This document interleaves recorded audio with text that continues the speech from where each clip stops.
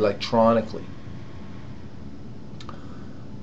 Some forms may be available for electronic filing. Well, in our applications, we're not going to be doing electronic filing. We're going to get everything together and get paper copies of everything and send it in with paper. Most of our forms are fillable on your computer. You will need the latest version of the free Adobe Reader to use these forms. The latest version is 8. You may download the reader from the related link on this page. So over here to the right, you'll see related links, and if you don't have the Adobe Reader, then you will need to download that on your computer, and this is really a good thing to do now. And when you're watching this video, you can always stop and start this video. So stop it now and load up the Adobe Reader so that you can actually look at the forms that are on this website.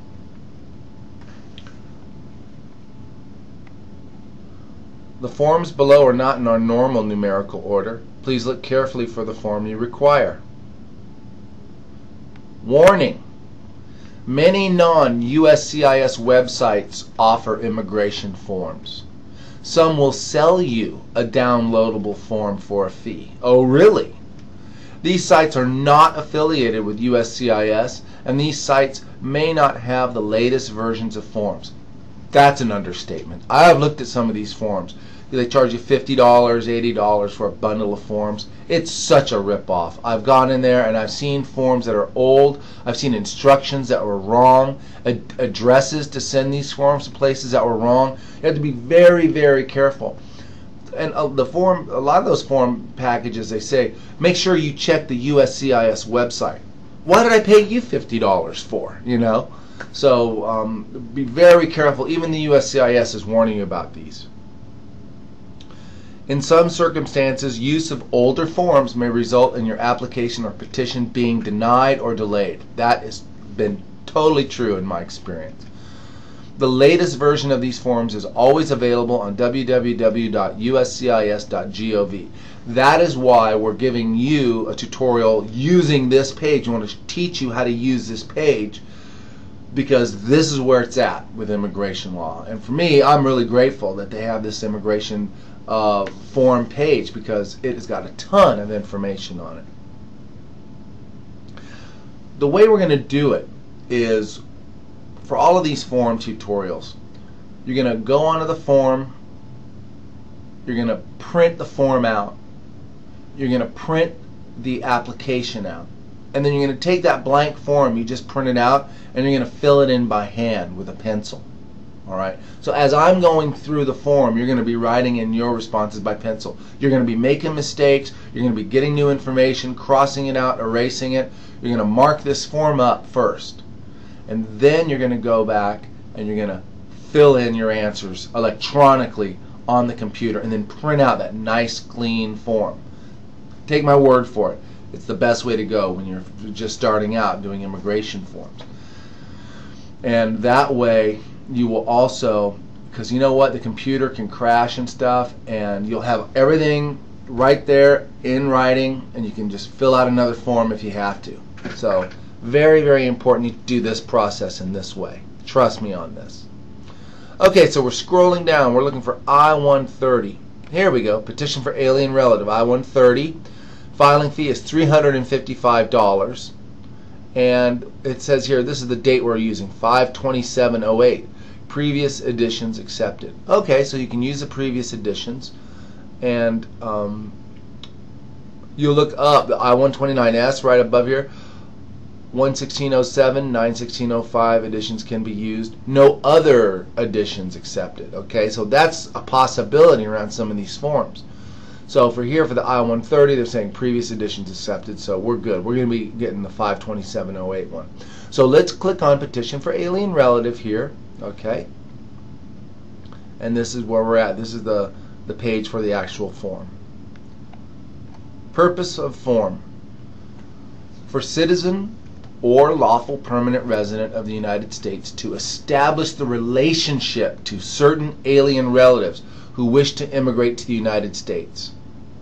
Note: a separate form must be filed for each eligible relative.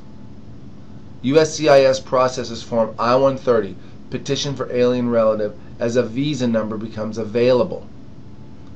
Filing and approval of an I-130 is only the first step in helping a relative immigrate to the United States. Eligible family members must wait until there is a visa number readily available before they can apply for an immigrant visa or adjustment of status to a lawful permanent resident.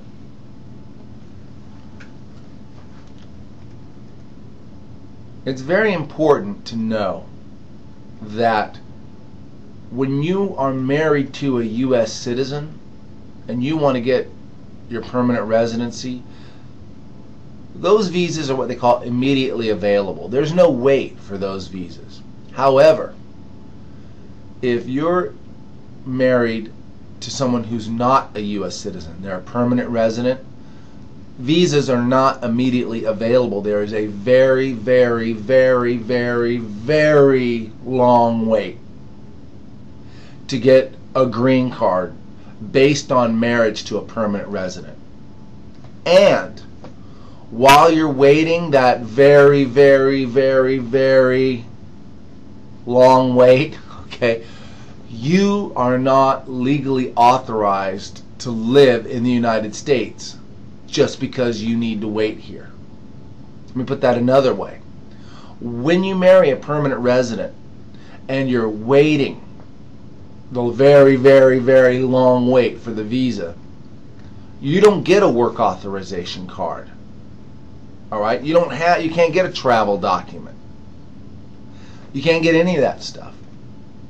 The idea is, if you're married to a permanent resident, is that the permanent resident files the application and you go home.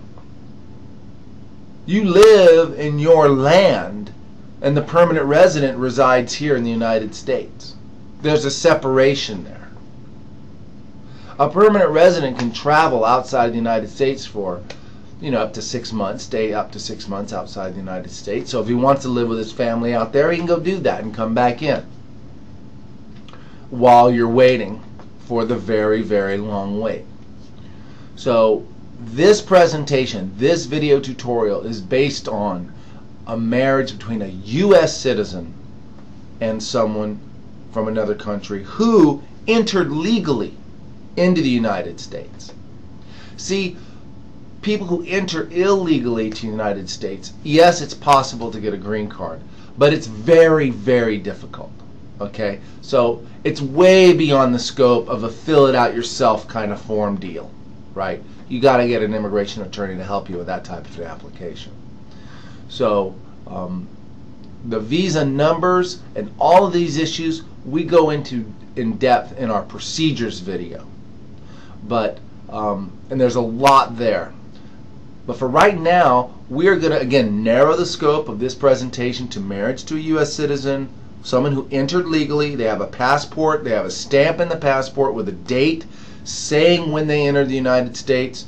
They have an I-94 card that has their number, their name on it. Again, another stamp showing when they entered the United States.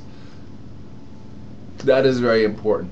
Now the next thing is, well, what if I've overstayed my visa? Well, for the most part, if you overstay your visa, for the most part, you can go ahead and get a green card based on a marriage to a U.S. citizen. However, that's not always true. Some visas you can't even get. You come in like on a J visa, you can't even stay and get married without filing a huge waiver.